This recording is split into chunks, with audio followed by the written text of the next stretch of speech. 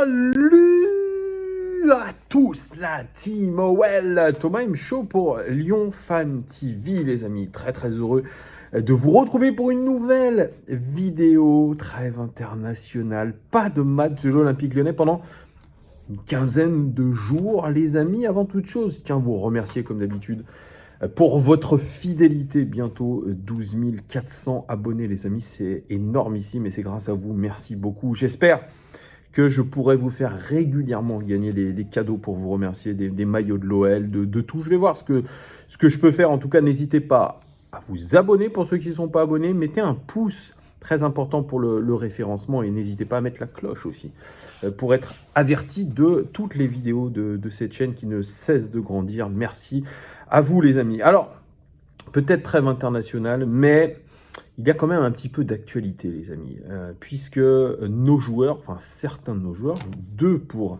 être beaucoup plus précis, ont fait des interviews. Maxence Cacré et Karl Toko Ekambi. Alors Karl Toko Ekambi, lui, il a fait une grande interview sur la chaîne du club. Alors, est-ce que ça a été tourné avant la déroute de Rennes? Je suppose que oui.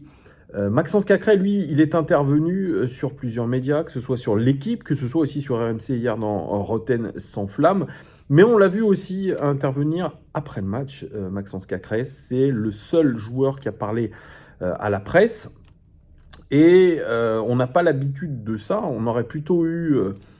ça aurait été plutôt intéressant plutôt d'avoir un joueur cadre de cet effectif après la défaite contre Rennes. Mais non, on a envoyé le jeune Maxence Cacré devant les journalistes, avec, c'est sûr, un discours un petit peu préfet, beaucoup d'éléments de langage, mais c'est lui qu'on a amené. On aurait préféré entendre Léo Dubois, on aurait préféré peut-être entendre Boateng, qui s'exprimait quand même, il était un petit peu obligé, mais il s'est exprimé sur Prime Video après le match.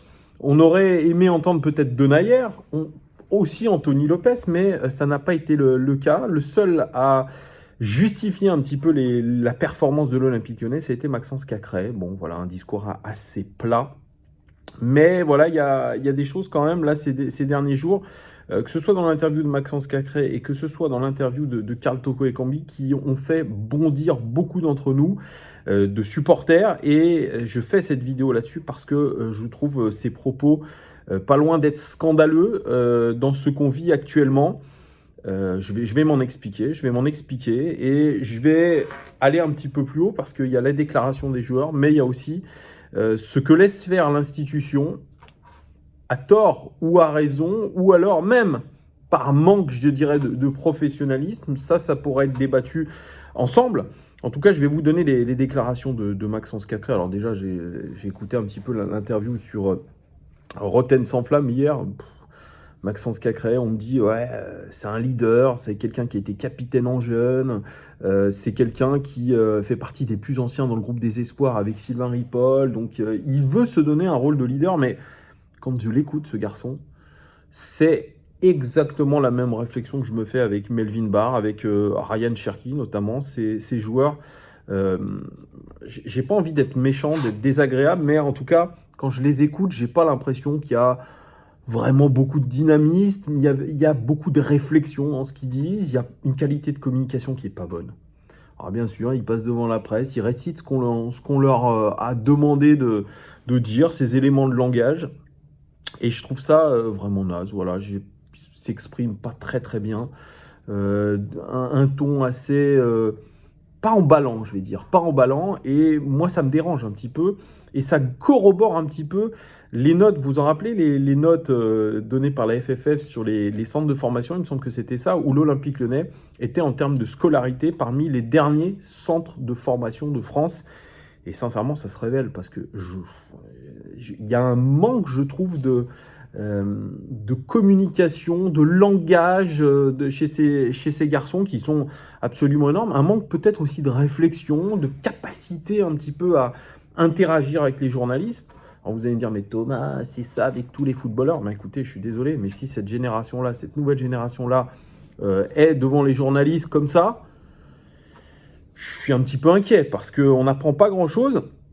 Mais bizarrement, ce Maxence Cacré, qui est plutôt plat sur Roten sans flamme, eh bien, il était un peu plus dithyrambique dans l'interview accordée au journal L'Équipe, notamment lorsqu'il parle de sa non-participation aux JO.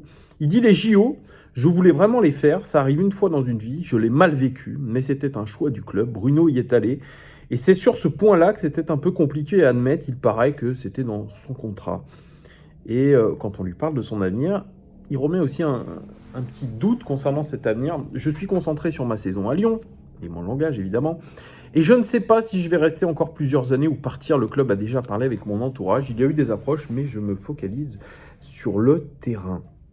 Dans ces deux déclarations-là, il y a des choses un petit peu qui apparaissent, notamment sur cette affaire des JO. C'est vrai que le club l'a retenu, mais qu'il s'interroge publiquement que Bruno Guimaraes y soit allé, que pas lui. Il y a une forme de jalousie quand on pense aussi au parcours fait par les Bleus du côté des Jeux Olympiques.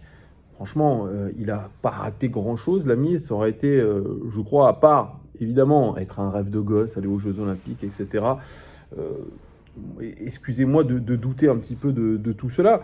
Surtout que je crois que Maxence Cacré, il avait cette opportunité-là avec Peter Bosz de pouvoir enchaîner les matchs comme il le fait là. Je pense que si aujourd'hui il les enchaîne, c'est parce qu'il a fait la préparation avec Peter Bosz, qu'il a pu montrer tout son talent à Peter Bosz pour pouvoir jouer régulièrement.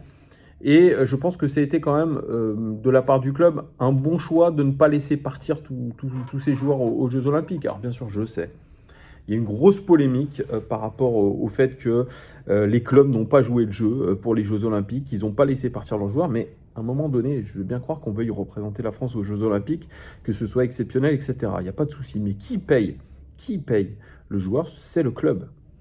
Et que ce sujet-là soit remis au centre de la table par Maxence Cacré, excusez-moi, mais ça fait un peu de tâche, encore une fois. Ça montre qu'il y a dans cette équipe des dissonances, il y a une certaine forme de jalousie envers certains. Je parle du penalty gate notamment, avec Aouar et Paqueta. Pour les stats, alors déjà je pense que d'ailleurs Paqueta lui devrait se faire recadrer par Peter Bosz parce que ce n'est pas normal. S'il y a la hiérarchie, c'est Dembélé, Toko Ekambi, Aouar, et ensuite peut-être Paqueta, ça doit être respecté. Bref, ça c'est autre chose. Mais ça a montré sur ce match-là que finalement, ces grands discours de façade de le groupe est soudé, il vit bien, etc., on est sur un projet collectif, eh bien c'est du mytho. Pour le coup, ce sont vraiment des éléments de langage, on l'a vu dans l'interview de Karl Toko Ekambi, le groupe vit bien, etc. Par contre, il a été honnête, Karl Toko Ekambi, et j'en parlerai juste après. Il a dit que, le journaliste d'OL Play lui disait « On a l'impression que cette année, les joueurs sont à 100% derrière le coach, il y a une vraie unité collective qui voit sur le terrain. » Il dit « Attendez, oui, c'est vrai, c'est le cas sous Peter Bosz, mais c'était le cas aussi avec l'entraîneur d'avant. » Vous voyez, voilà. Donc, il n'y a pas vraiment de différence entre ce qui se passait sous Rudy Garcia dans le groupe et ce qui se passe aujourd'hui sous Peter Bosz. Et on l'a vu, comme je vous le disais, sur le terrain avec ce fameux penalty gate. On l'a vu aussi dans l'échange musclé entre Jérôme Boateng et Léo Dubois. Léo Dubois qui désamorce un petit peu tout ça en disant « Non, on s'entend très bien avec Jérôme. On avait besoin de se dire les choses sur le terrain, etc. etc. » Donc, on voit bien quand même que cette équipe, c'est un amoncellement d'individualité, comme c'était le cas avant. C'est des joueurs qui pensent avant tout à leur gueule. Et quand on voit ce fameux Maxence Cacré avec sa coupe de cheveux parfaite, avec son ton toujours très sage, sortir un petit peu de ce cadre-là et parler de ses frustrations personnelles, bah écoutez, moi je trouve que ça fait mal. Surtout que tu parles après une lourde défaite où on voit que le collectif n'a pas été au rendez-vous. Et c'est pour ça que ce double discours me déplaît. D'un côté, tu as ce langage qui dit « Ah ouais, le collectif, super, on l'a vu. » Même après la défaite contre Rennes, il était en train de nous dire « Écoutez, ce qu'on voit, c'est du collectif, une force collective, quelque chose... » Non. Ce qu'on a vu contre Rennes, c'est exactement l'état d'esprit du groupe en ce moment, à savoir de l'individualisme. Et c'est un mal à l'Olympique Lyonnais qui dure depuis des lustres. Et ça, c'était déjà illustré, beaucoup ne s'en rappellent pas, mais pendant la crise Covid, quand le président Lass a demandé à baisser les salaires, il y a eu déjà des dissonances terribles au sein du groupe.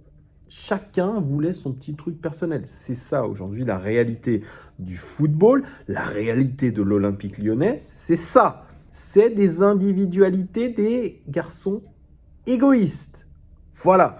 Et là, Maxence Cacré, qui pourtant lui paraissait en dehors de tout ça, vous savez, le garçon travailleur, etc. Mais non, lui, je pense aussi, est monté en épingle par son entourage. Quand là, il répond « Je suis concentré sur ma saison, je ne sais pas si je vais rester à l'Olympique Lyonnais ».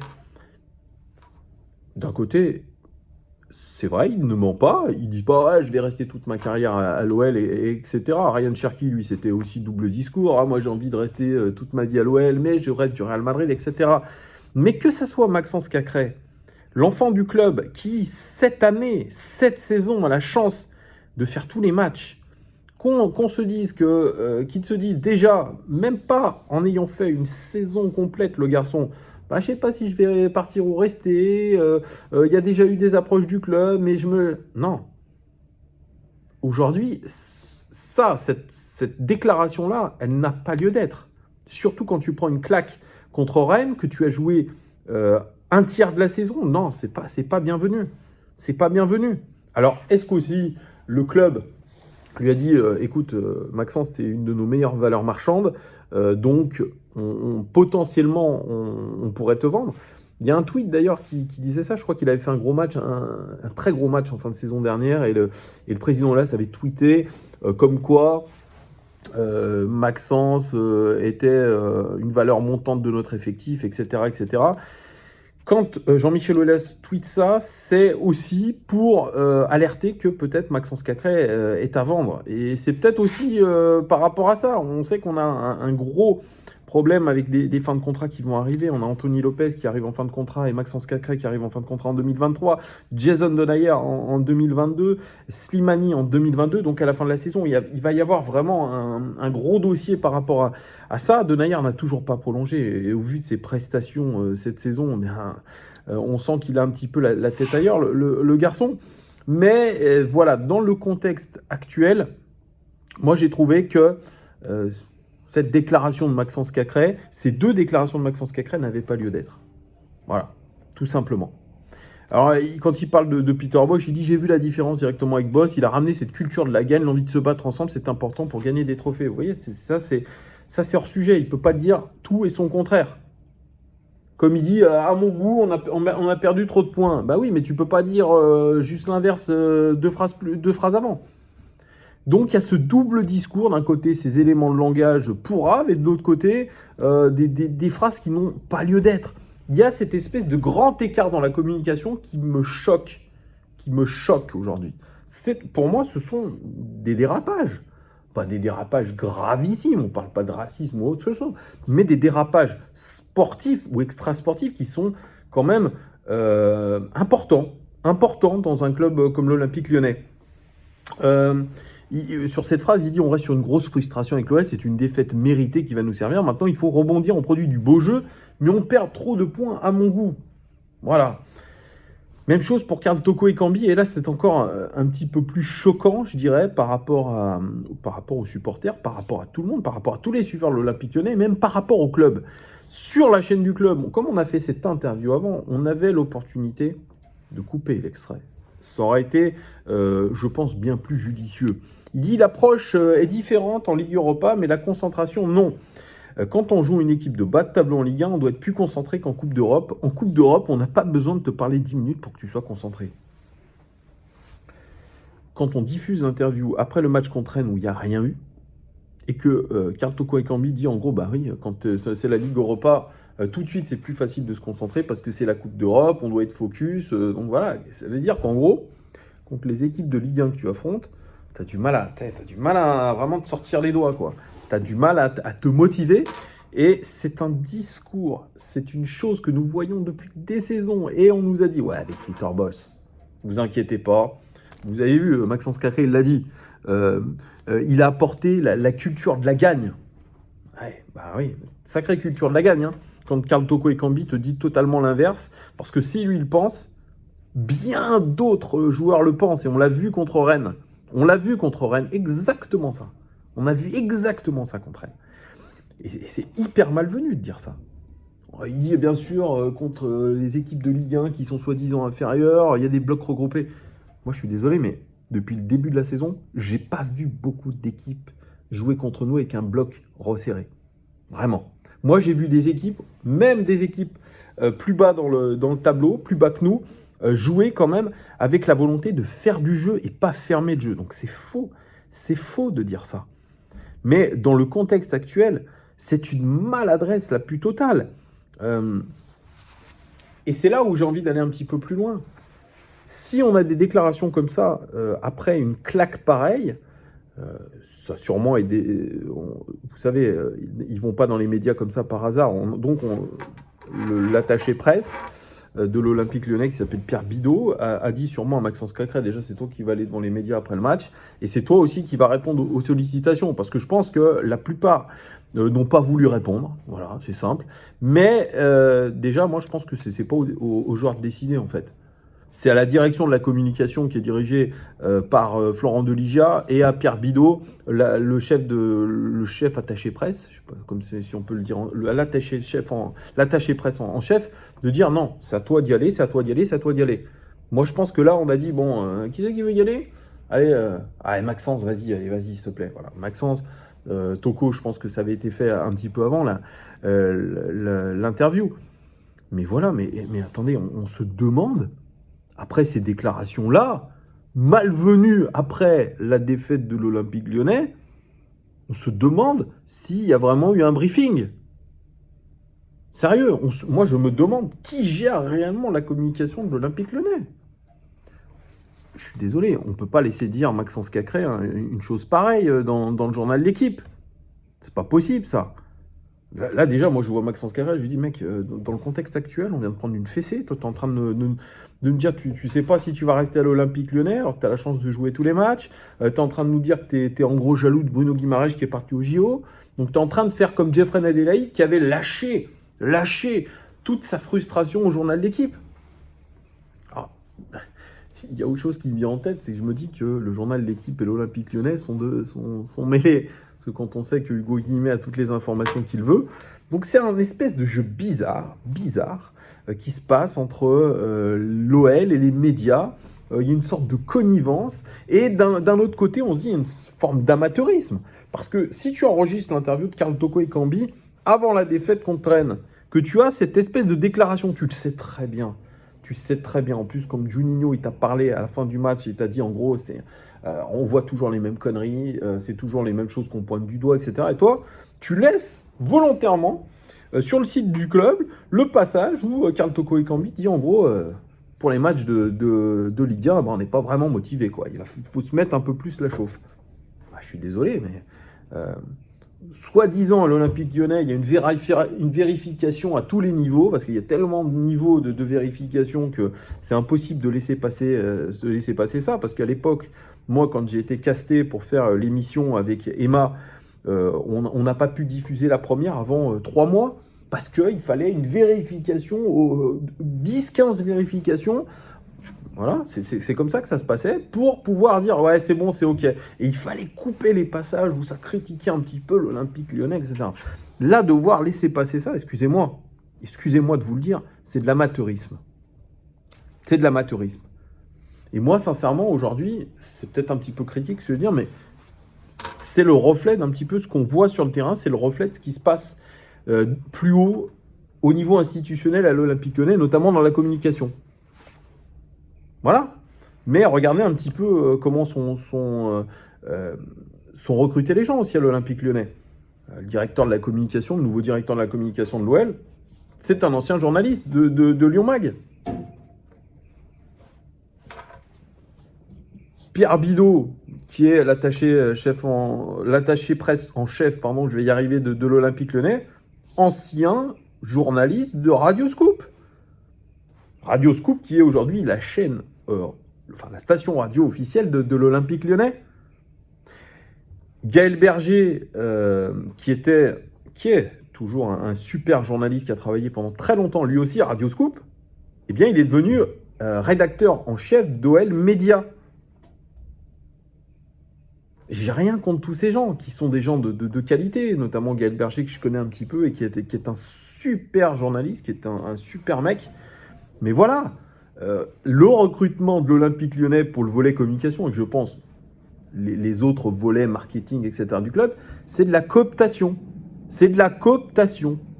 Alors vous allez me dire, Thomas, ça se passe dans toutes les entreprises comme ça. Ouais, mais écoutez, je pense aujourd'hui que c'est pas la bonne manière de faire les choses.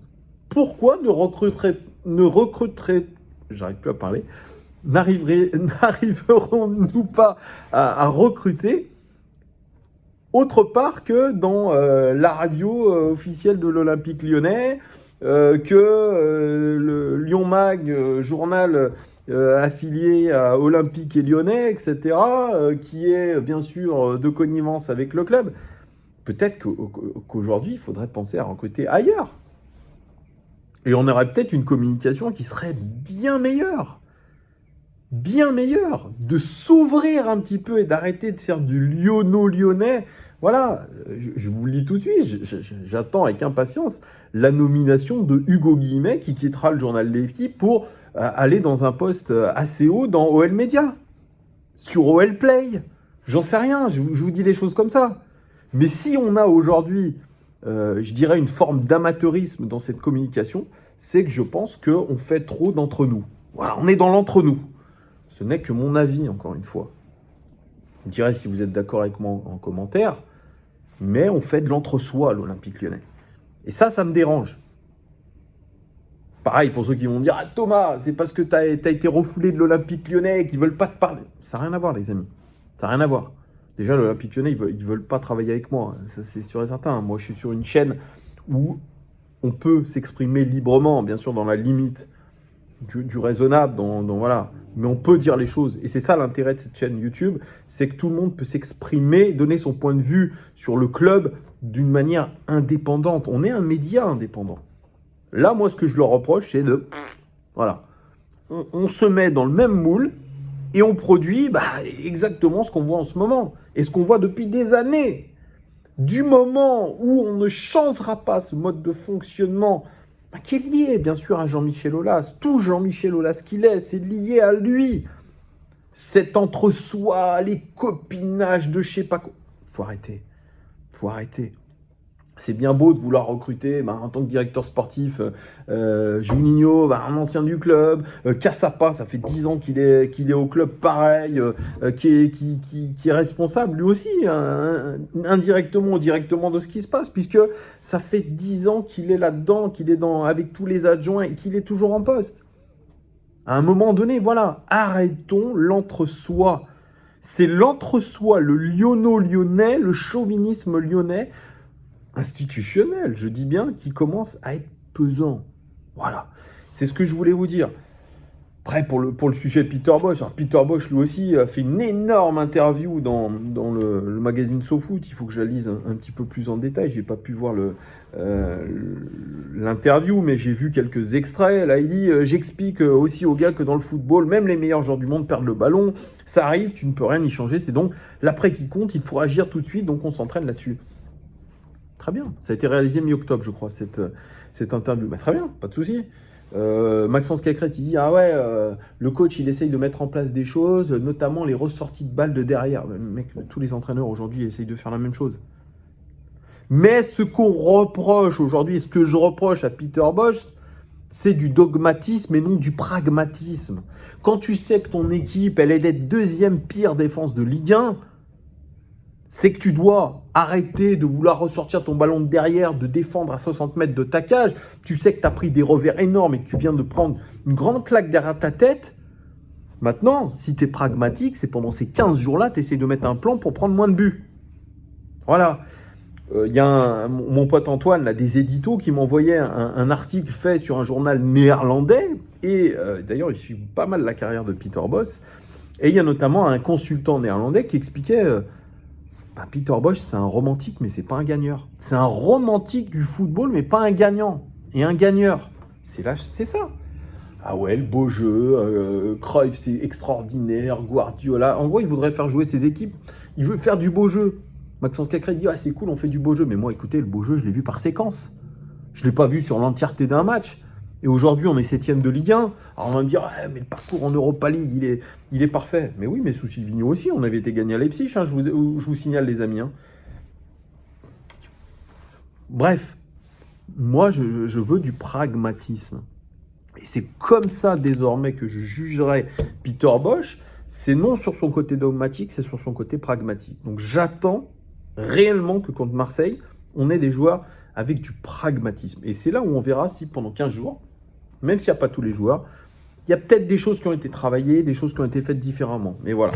Voilà où je voulais en venir un petit peu avec cette vidéo. Vous me direz si vous êtes d'accord avec moi, évidemment. Mettez-moi tout ça en commentaire. En tout cas, je vous remercie, les gones, de nous suivre encore une fois de plus en plus nombreux. Et je vous dis à très très vite. Profitez de votre jour férié pour ceux qui ont la chance de l'avoir avec ce week-end prolongé. Ciao les amis. Goodbye.